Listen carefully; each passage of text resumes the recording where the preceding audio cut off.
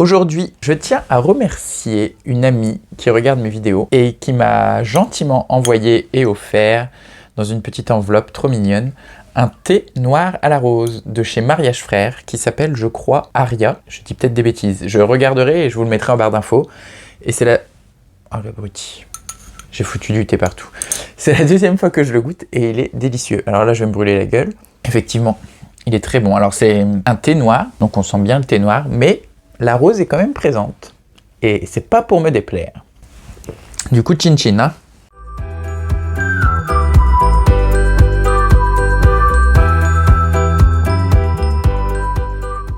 Willkommen, bienvenue, welcome pour un nouvel update lecture. Point lecture, on dit quoi? Point lecture, je crois que je suis francophone sur ma chaîne et que je dis point lecture. Aujourd'hui, on se retrouve donc pour un point lecture, comme d'habitude, 4 lectures, un point lecture.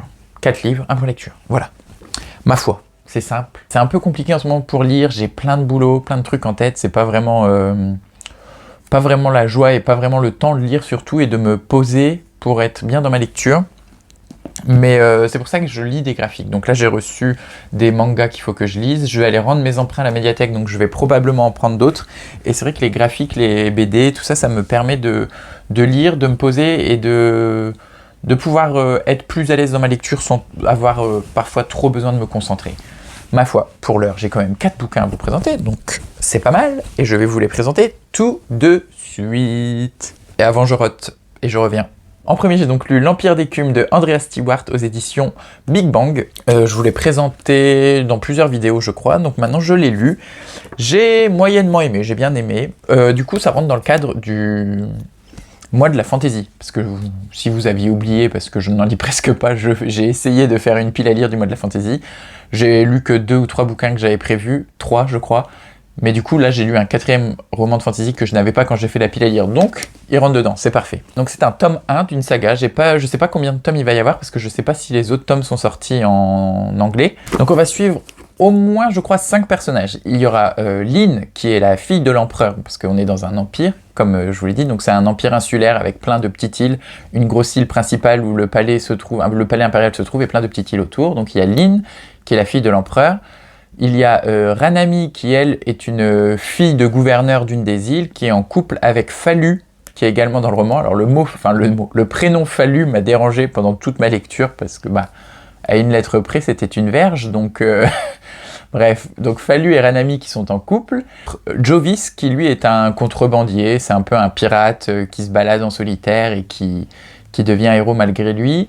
Et on va suivre Sable, qui elle est un personnage très mystérieux dont on sait très peu de choses, et en fait son histoire se raconte vraiment très rapidement dans la fin. Ces 5 personnages vont très peu se rencontrer, vont chacun évoluer de leur côté par rapport aux quêtes, aux histoires auxquelles elles sont mêlées. Et c'est ça qui m'a un peu gêné, parce qu'on alterne vachement les chapitres donc entre chaque personnage, et ça cassait le rythme, c'était très lent, parce que il y avait plein d'histoires différentes, 5 en fait, et elles avançaient pas vite, et chacune leur tour, donc du coup le roman était pas non plus hyper long. À la fin, on n'en sait pas tant que ça, c'était quand même super introductif. Il y a quelques personnages qui se rencontrent les uns aux autres, et du coup les histoires se mêlent, mais ça arrive tardivement sur la fin, donc c'est pour ça. Vraiment, allez, les 50 dernières pages sont quand même assez intéressantes, mais le début a manqué beaucoup de longueur, a manqué de beaucoup de rythme. Après, ce que j'ai bien aimé, c'est que l'univers a l'air très riche. On n'en apprend pas grand-chose pour l'instant, mais j'ai l'impression qu'il y a un énorme potentiel. Et donc la magie, elle est super intéressante et un peu originale. En gros, dans l'Empire, à chaque naissance, on enlève un bout d'os derrière l'oreille au sujet de l'empereur. Et à partir de ces morceaux d'os, la famille impériale va faire vivre des chimères, donc on les appelle les concepts, qui sont là en gros pour régir tout l'Empire. Donc il y a des chimères bureaucrates qui vont être vraiment des employés de bureau. Il va y avoir des chimères marchands, des chimères dans l'armée. Toute l'armée et les soldats sont en fait des créatures créées par l'empereur et sa famille. Et dès l'instant que l'empereur utilise un des morceaux d'os récupérés, la personne à qui on a pris ce morceau d'os commence à vieillir et à mourir. Donc en fait, ils puisent leur magie de leur peuple, mais en même temps, s'ils utilisent trop cette magie, ils courent le risque que tout le peuple meure et qu'il n'y ait plus de population. Donc c'est une magie qui est quand même très remise en cause par toute la population, et la famille impériale a un peu tendance à en abuser. Et évidemment, comme on est avec la fille de l'empereur, elle commence à se rendre compte que c'est vraiment pas très morale comme façon de procéder et elle va peut-être essayer de renverser son père ou en tout cas de faire quelque chose comme ça. Donc voilà, c'était sympa. Franchement, l'univers et cette magie des eaux avec ces monstres. Donc à un moment, je crois que le concept espion, c'est une espèce de grande araignée avec une tête d'oiseau. Enfin vraiment, c'est assez original, assez sympa à lire. Mais moi, j'ai trouvé que le tome était quand même beaucoup trop introductif pour l'instant et manquait de rythme. Donc après, je trouve que c'est pas cher payé, 17 € pour un beau livre. La couverture est magnifique, c'est du hardback, mais je me suis un peu ennuyé. Ce que j'ai bien aimé également, c'est qu'il y a un couple lesbien dedans, donc Ranami et Falu, et que c'est vachement naturel, ça arrive comme ça dans le roman sans qu'on s'en rende même compte au début, et c'est moi après quelques pages, je me suis dit, ah bah oui, c'est deux femmes, et ça paraît totalement naturel, c'est intégré comme ça, sans que ce soit trop flagrant, ou trop, allez hop, je te l'affiche, regarde, il y a un couple homosexuel, non, c'est vraiment intégré dans l'histoire, ça se lit tout seul, et j'ai bien aimé, ça apporte de la représentation banalisée, on va dire, donc c'est cool. Ensuite, j'ai lu Jamais je ne t'oublierai de Marjolaine Solaro aux éditions Fayard, que j'ai reçu donc en service presse numérique via la plateforme NetGalley. Il y a longtemps que je t'aime, jamais je ne t'oublierai. Oh, la claire fontaine, j'ai... Je voulais chanter la chanson, mais en fait, la seule version qui me vient, c'est la parodie qu'il y a dans les choristes, donc c'est pas bon pour YouTube si je chante à la Claire Brand. Donc je remercie la plateforme et les éditions Fayard. C'était une bonne lecture. Alors je dirais pas que c'est une lecture feel good, mais c'est un peu dans cette veine-là. C'était sympa, j'ai passé un bon moment. Après, j'en garde pas un souvenir impérissable là, et je l'ai lu la semaine dernière. Ça va pas être la lecture de l'année. Enfin vraiment, c'était une bonne lecture, mais que j'en ai pas gardé grand-chose. Donc dedans, on va suivre 3 personnages. Elisabeth, qui est sage-femme, elle doit avoir la cinquantaine, je crois. Elle vit seule, elle n'a pas d'enfant, et elle travaille dans un hôpital. Et en fait, toute la partie qui va être concentrée sur Elisabeth se passe durant toute une nuit. Donc, elle se fait appeler en garde parce qu'elle a une collègue qui est absente, donc elle arrive à l'hôpital pour faire une garde de nuit. Et après, en fait, on va être toute la nuit avec elle dans cette garde de sage-femme, ou alors je crois que même le gynéco est absent, ou un truc comme ça, donc elle se retrouve avec une infirmière, très peu de moyens. Le personnage d'Elisabeth, c'est celui qui m'a le plus plu, parce que c'est vraiment un bel hommage au personnel soignant, aux sages-femmes en général, au métier qu'elles font. Il y a beaucoup de questions de maternité dans le roman, dans tous les cas, mais du coup, j'ai trouvé ça très intéressant de mettre le point de vue d'une sage-femme. Moi, j'en ai pas lu beaucoup des romans qui parlaient de ce métier et qui les mettait tant à l'honneur, donc c'était super chouette. Le personnage d'Elisabeth était très attachante. Le fait qu'elle n'ait jamais eu d'enfant, mais elle dit qu'elle en a mis tellement au monde, enfin, vraiment, je l'ai trouvée très belle et très touchante, ce personnage. Et à côté de ça, donc on va suivre, je sais plus le prénom du personnage masculin, et Diane, qui se rencontrent dans le TGV au début du roman. Et en fait, leur rencontre dans le TGV, ils se connaissent pas du tout ni rien, ils se rencontrent dans le TGV, ils sont assis en face l'un de l'autre dans le carré.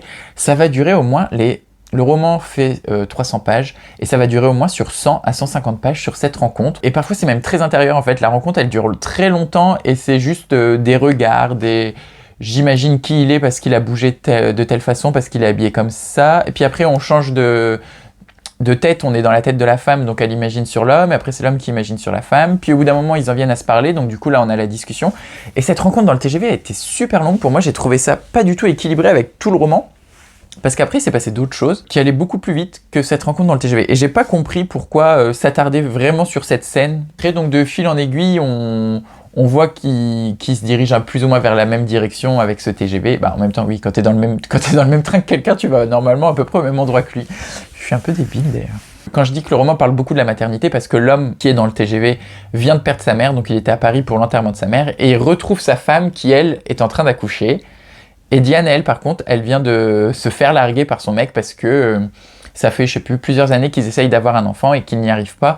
Et donc, du coup, le couple en a beaucoup souffert, ils ne se causent presque plus. Ils font l'amour par réflexe juste pour essayer d'avoir un enfant, mais plus du tout par sentiment ou quoi que ce soit, ou par désir. Chaque personnage a une relation particulière avec la maternité. Et les histoires vont quand même s'entremêler, se rejoindre, puis se séparer tout au long du roman. jusqu'à la fin. Et alors la fin, je l'ai vu arriver, allez, 20 ou 30 pages avant la révélation. J'ai mis beaucoup de temps à le voir. Après, peut-être parce que moi, je vous dis, je cherche pas forcément à savoir qu'est-ce qui va se passer. Donc, je suis peut-être passé totalement à côté. Mais si quelqu'un qui a plus l'habitude de lire ce genre de roman, il va peut-être voir tout de suite où ça veut en venir. Je trouvais ça sympa. La révélation était cool. C'est quand même un beau roman, je vous dis, sur la maternité, sur les gens qui ont des enfants, ceux qui peuvent pas en avoir, la difficulté à vivre sans enfants, les relations filiales avec la mère quand elles sont encore présentes ou quand elles sont décédées. Donc j'ai passé un bon moment. Je m'en rappellerai pas, je vous dis là j'en ai déjà oublié peut-être une partie, mais pour un premier roman c'est quand même assez prometteur. Ensuite j'ai enfin lu le livre que je voulais tellement lire depuis que je l'ai acheté et je sais pas pourquoi j'ai attendu aussi longtemps. C'est Puisque le soleil brille encore de Sarah Baruch aux éditions Calman Levy. Pareil, celui-là est sorti début mai, je crois le 6 ou 7 mai. On va donc suivre Sophie, qui est une workaholic, comme on dit. Elle vit que pour son travail. Elle est même séparée de son mari. Ils ont eu un enfant, donc ils ont la garde alternée. Elle habite à Paris. C'est une grande avocate. Elle a quitté le cabinet d'avocat dans lequel elle travaillait pour fonder son propre cabinet d'avocat. Elle est un peu vue comme la boss, un peu tyrannique, qui ne fait que bosser tout le temps, qui vit pour son boulot. Enfin bref. Le personnage, somme toute, assez cliché de la femme workaholic. Au début, je me suis dit, ouf, ça commence mal parce qu'en plus j'aime bien Sarah, enfin j'ai lu qu'un roman de Sarah Baruch mais j'avais beaucoup aimé et j'avais un peu peur. Mais au final ça va, c'est mini mais on s'y fait. Enfin il y a des clichés dans tous les romans, tout dépend de comment on joue avec, comment on écrit autour. Et là le personnage est un peu cliché mais au final tout ce qui se passe après autour de ce personnage est plus sympa. Donc voilà. Et au bout d'un moment on apprend que sa mère est paralysée et que son père est malade aussi. Donc elle va devoir se retrouver avec sa sœur avec qui elle a très peu de relations pour s'occuper de ses parents, s'occuper de leur maison, de leurs papiers, etc. Et en fouillant et en s'occupant de l'appartement de ses parents, elle va découvrir des passeports argentins. Alors qu'elle, elle était persuadée que ses parents étaient espagnols, qu'ils avaient fui l'Espagne à cause d'un incendie dans leur village natal et qu'ils étaient partis en France et qu'ils sont arrivés en France comme ça. Donc ça, c'est pour ce qui se passe en France.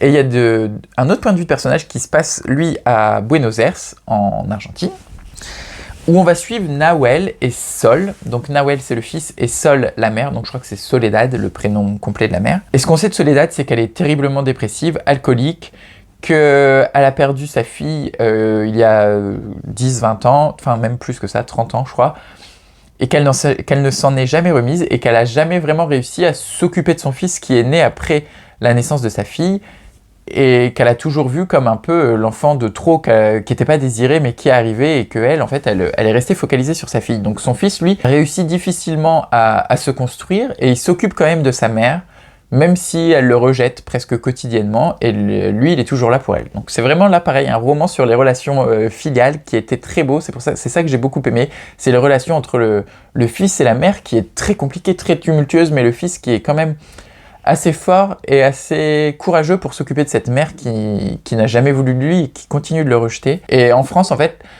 Sophie a toujours eu une relation très tumultueuse avec sa mère, dans le sens où elle se reconnaissait pas en elle et que sa mère était très proche de sa sœur, et donc du coup, il y avait de la jalousie, et en même temps, elle rejette totalement, enfin sa mère l'a rejetée, et elle rejetait sa mère. Donc des deux côtés, les relations mère-fils sont très compliquées.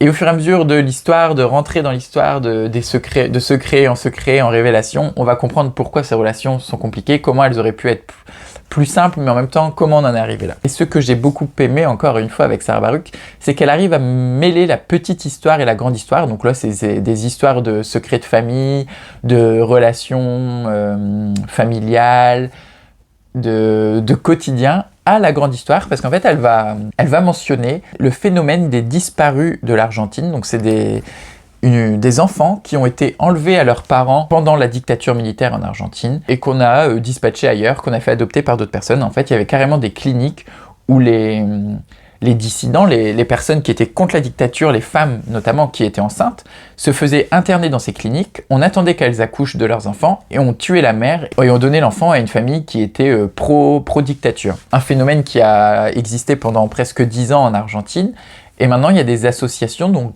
la plupart ce sont des grands-mères qui recherchent leurs petits-enfants parce qu'en fait, vu qu'une fois que la mère avait accouché, on l'a tué et qu'on donnait l'enfant, il reste plus souvent du coup les grands-parents de ces enfants disparus qui recherchent leurs enfants, leurs petits-enfants. Ça m'a fait découvrir toute une partie de l'histoire argentine. Moche. Le phénomène des enfants disparus, enfin kidnappés, volés, déportés, tout ce que vous voulez par la dictature, j'étais très peu au courant. Donc c'était très intéressant et donc les histoires vont s'imbriquer. On va comprendre que Soledad était en lien avec la dictature, que pareil les parents argentins qui ont fui vers la France, la dictature militaire argentine était dans le coup, donc voilà. Donc j'ai trouvé ça encore une fois très doux. Même si elle aborde des sujets quand même assez graves et assez sensibles, elle arrive à le faire avec une plume douce et à ne pas tomber dans le pathos et dans le tire-larme, etc. C'est ça que j'aime bien avec Sarah Baruch. Pareil, elle a écrit un roman sur le sida et les premiers cas de sida en France, qui aurait pu être un sujet très dur. Mais du coup, pour parler du cas zéro, elle avait pris un tournant dans son style où elle était un peu dans le sensationnel, dans le thriller, dans le toujours plus, toujours vite. Donc ça allégeait un peu le côté dur du sida. Au lieu d'être dans le sensationnel, le rebondissement, elle allège le sujet avec des scènes de famille, des scènes quotidiennes assez banales, un peu plus douces, et qui en même temps apportent à l'histoire parce que ça nous permet d'en apprendre un peu plus sur comment vivent ces personnes dans leur quotidien, et ça permet de casser ce côté trop dur, trop difficile par moment. Donc c'est beau, doux, voilà. Comme dans le cas zéro, c'est vraiment dans les 100 dernières pages que tout s'accélère et qu'on a le plus de révélations. C'est le syndrome du dernier quart, quoi, j'ai envie de dire. Mais ça, c'est pas propre à Sarah Baruch. C'est pas, enfin, moi, ça me dérange pas spécialement, mais c'est vrai que sur la fin, il y a plein de révélations et on en apprend jusqu'au bout, jusqu'à la dernière page, on apprend des trucs, quoi. Mais en tout cas, je vous le recommande. C'était un très bon moment et voilà. Et pour terminer, je vais vous parler des Évaporés de Thomas B. Reverdy aux éditions Flammarion. C'est un vieux titre, toutes mesures gardées, rentrée littéraire 2013. Et il existe en poche, je sais pas, livre de poche, j'ai lu, pocket, je vous laisse le soin de retrouver. Donc dans les Évaporés, on va parler de ce phénomène des Évaporés. Je crois qu'en japonais on dit les Jōtsu. Si c'est ça, franchement, vous me payez le café parce que ça voudrait dire que j'ai retenu quelque chose. C'est des Japonais qui, du jour au lendemain, pour cause d'adultère, pour cause de dette, pour cause de chômage, décident de quitter leur femme, leur famille, leurs amis, leur ville, tout. Ils changent d'identité totalement et je crois qu'il n'y a pas de carte d'identité nationale au Japon. Du coup, ils changent de région, ils vont vivre à des kilomètres de chez eux, ils se réinventent une nouvelle identité, ils deviennent quelqu'un d'autre et ils sont considérés comme évaporés, comme disparus. Et souvent, les familles ne les recherchent même pas parce que c'est quand même une honte assez forte, ces gens qui décident de disparaître du jour au lendemain, de s'effacer de leur cercle personnel et professionnel. Et donc apparemment, c'est quelque chose qui est quand même assez commun au Japon. Et c'est ce que Thomas Reverdy va aborder dans ce sujet. Donc, on suit au début du roman un homme qui décide de s'évaporer, de disparaître. On ne sait pas pourquoi, vraiment. On a très peu d'informations sur pourquoi il va faire ça, mais on le suit, on est dans sa tête, il disparaît, il écrit une lettre à sa femme, il quitte la maison en pleine nuit et il va sur les chemins. Et après, donc ça se passe au Japon, on va suivre sa fille et son ex-petite amie qui, eux, habitent en Californie. L'ex-petite amie de la fille est détective privée et quand elle apprend que son père a disparu, elle ne veut pas se résigner comme sa mère à se dire que c'est un évaporé. Elle veut le retrouver, elle veut savoir pourquoi il a fait ça, pourquoi il a décidé de les quitter du jour au lendemain. Donc, elle prend un billet avec son ex-petite amie qui est détective privée. Ils partent au Japon et ils vont essayer de retrouver cet homme. Et alors là, cette histoire, on pourrait se dire « Ah oui, c'est une espèce d'enquête de policier ». Et en fait, non. Thomas Reverdy n'a pas du tout écrit une enquête ou un policier, c'est un faux polar, en gros, on pourrait dire. C'est vraiment un roman d'ambiance sur le Japon post-Fukushima. Parce qu'à travers les points de vue des différents personnages, donc l'intrigue va un peu évoluer, mais très lentement, très difficilement, et à la fin, elle est même pas vraiment résolue. Donc si vous voulez lire ce roman pour le côté intrigue, enquête, passez votre chemin, parce que c'est pas du tout le cas. En fait, là, c'est vraiment des tranches de vie sur la culture japonaise, sur la vie japonaise, voilà, c'est ça.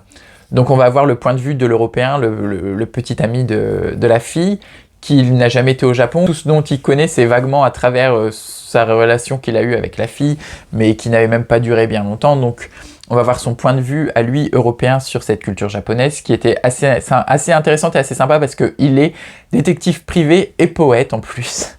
Poète? Oui, poète. Il va faire son enquête, mais en même temps, il va essayer d'écrire un peu sur le Japon, cette culture japonaise. Donc j'ai bien aimé ce point de vue. Le point de vue de la fille, on le voit pas trop, on n'en a pas trop parlé, mais on suit tout le long du roman le père qui a disparu. Il se rend d'abord à Tokyo, là où en fait il est facile de disparaître dans cette énorme mégalopole, mais il va être vite retrouvé par des personnes qui le poursuivent, etc. Donc il va fuir vers Fukushima. Et là, c'est toute une critique de comment s'est passée la reconstruction après le tremblement de terre, après le tsunami dans cette région. On va en apprendre beaucoup sur comment les politiques ont réagi, comment l'économie est peut-être un peu corrompue au Japon, mais enfin, à mon avis, comme partout ailleurs. Donc vraiment, c'est des tranches de vie, de culture japonaise sur l'économie, la politique un peu, les yakuza. Donc après, l'auteur assume qu'il y a quand même peut-être une part d'imaginaire collectif quand il parle des yakuza, un peu de Japon fantasmé, mais j'ai trouvé que c'était pas trop présent. C'est vrai, vraiment la partie yakuza, je suis pas un expert de la littérature, de la culture japonaise, mais je suis pas sûr qu'ils aient autant un rôle que ce qu'ils leur donnent dans le roman. Mais après, c'est vrai que ça m'a pas dérangé. J'ai trouvé ça très beau. Je vous dis, c'est pas une intrigue, c'est une éloge de la lenteur. C'est des chapitres très courts de 4 ou 5 pages. Des fois, il raconte même des rêves, donc rêve à Fukushima, où là, il décrit tout un paysage, mais pendant 5-6 pages. Je crois qu'il y a un rêve à Tokyo, donc il parle de Tokyo pendant 5 ou 6 pages, mais il ne se passe strictement rien. C'est vraiment un homme qui avance dans Tokyo et il décrit tous les paysages, le sol, la couleur de machin, de bidule, de trucs, de mûches, comment il s'est retrouvé là. Et donc ça, c'est vraiment pas conseillé à tout le monde parce que c'est pas la lecture qui fuse dans tous les sens. C'est assez bien écrit, assez beau. J'ai bien aimé. Franchement, je m'attendais à rien parce que je l'ai tiré grâce au bocal de la palle. J'en ai parlé sur Instagram, mais je vous l'ai jamais montré sur YouTube. En gros, j'ai mis tous les livres, tous les titres de ma pile à lire sur un petit papier que j'ai mis dans cette palle et chaque semaine, je tire un roman sur Instagram. Mais là, si vous voulez, j'ai tiré une pièce de théâtre sur Instagram cette semaine. Je vais sûrement peut-être avoir du temps pour lire autre chose si je me remets à lire un jour ou l'autre. Enfin, si je me remets à lire de façon plus assidue. Donc, on va tirer un titre ensemble à la fin, si vous voulez. Donc voilà, c'était une bonne lecture sur le Japon, écrit par un Européen, mais ça n'est pas dérangeant parce qu'il a vécu au Japon, il a fait des recherches, et tout ce qui a été un peu peut-être fantasmé, il le dit et il l'assume. Donc ça peut plaire à tous ceux qui ont envie d'en savoir plus sur le Japon, tout en ayant une histoire assez lente, assez belle, assez poétique. Voilà. Donc en soi, je pense que là, ma meilleure lecture des 4, ça a été Puisque le soleil brille encore, et celle que j'ai le moins aimée, je dirais l'Empire d'écume, mais ça n'a pas été non plus une énorme déception, c'est juste que j'ai trouvé ça mou. Si vous voulez, maintenant, à chaque fin de vidéo, je vais faire le top et le flop. Même si c'est pas forcément un flop-flop, et c'est pas non plus le top du top. Mais le top, le flop. Et là, maintenant, attention, jingle. C'est le bocal de la palle. C'est le bingo de flow. On va tirer un titre et j'essaye de le lire d'ici le prochain point lecture ou celui d'après. Messieurs, dames, sous vos yeux ébahis, nous allons tirer un titre pour le prochain point lecture. Qui sera? Tu seras. Ça, c'est un titre récent parce que je reconnais le papier. Le cœur régulier. Le cœur régulier. Et vous me voyez bien embêté parce que je n'ai aucune idée de ce que c'est que ce titre. Genre, c'est forcément un titre que j'ai acheté, un roman que j'ai acheté, mais je sais pas c'est quoi. Le cœur régulier. Bah attendez, je vais regarder dans mon... Je vais aller voir dans ma pile à lire parce que je ne sais pas c'est quoi ce roman. One eternity later. Ah, je l'ai trouvé. J'ai passé 20 minutes à chercher ce roman, c'est un enfer. Je vais donc essayer de lire avec le bocal de palle. Le cœur régulier d'Olivier Adam. Pareil, ça j'ai acheté d'occasion, alors je sais pas où, je sais plus. De quoi ça parle? C'est une blague? C'est le deuxième livre que je tire sur le Japon. En même temps, oui, il y a un truc japonais dessus. Genre, j'ai tiré que 3 ou 4 romans avec le bocal de la palle et j'en ai tiré 2 sur le Japon. Ah, ça a l'air chouette. C'est une femme qui a perdu son frère. Et en fait, avant de mourir, son frère était parti vivre au Japon. Et elle décide de retourner sur les traces de son frère au Japon, de faire cette espèce de voyage initiatique pour faire son deuil. Ça a l'air super intéressant. C'est pas très long. Ça fait quoi? Les 200 pages et c'est écrit assez gros. Bah, je suis plutôt content. Bah, là, en ce moment, c'est tout Japon. Hein. Je vais plus rien avoir pour le challenge Lisons l'Asie parce que je lis tous les livres que j'ai sur le Japon en ce moment. Si, il me reste encore au moins 5 ou 6 Murakami à lire. Donc je vais essayer de lire pour une prochaine vidéo, le cœur régulier d'Olivier Adam. Sur ce, mes petits loups, là, ça fait un petit beau moment qu'on se voit. Je vais avoir beaucoup trop de montage à faire parce que j'ai été très confus. En même temps, je tourne cette vidéo à 19h après ma journée de travail, donc bref. Sur ce, je vous souhaite comme toujours de bonnes lectures, de bonnes découvertes et d'être heureux. Et bah non, la vidéo n'est pas finie, c'est le petit plus bonus. Donc dans le petit plus bonus, je vous parlerai de quelque chose, une série, un film, un album, un jeu vidéo, quelque chose en rapport avec la culture que j'ai vu ou fait, lu. Enfin non, pas lu parce que je parle que de livres, mais qui me plaît et que j'aimerais bien insérer de temps en temps. Donc le petit plus bonus du jour, c'est Old Man's Journey, qui est un jeu vidéo disponible sur Switch, peut-être sur autre chose. C'est un simple jeu de point and click, en fait on fait avancer un petit personnage et c'est magnifique, les dessins sont trop beaux. Donc on contrôle un vieux monsieur avec une canne et un sac à dos et il fait tout un voyage sur des collines. Donc en fait faut abaisser des collines, des ponts, etc. pour que le petit bonhomme puisse avancer. À chaque banc qu'il rencontre, il s'assoit et on voit un souvenir de sa vie. C'est magnifique, ça dure pas bien longtemps, 2-3 heures de jeu, mais c'est très très beau. C'est un petit jeu indépendant qui coûte pas grand chose sur la Switch et du coup je passe un très bon moment avec ça et je vous le recommande. Sur ce, bye!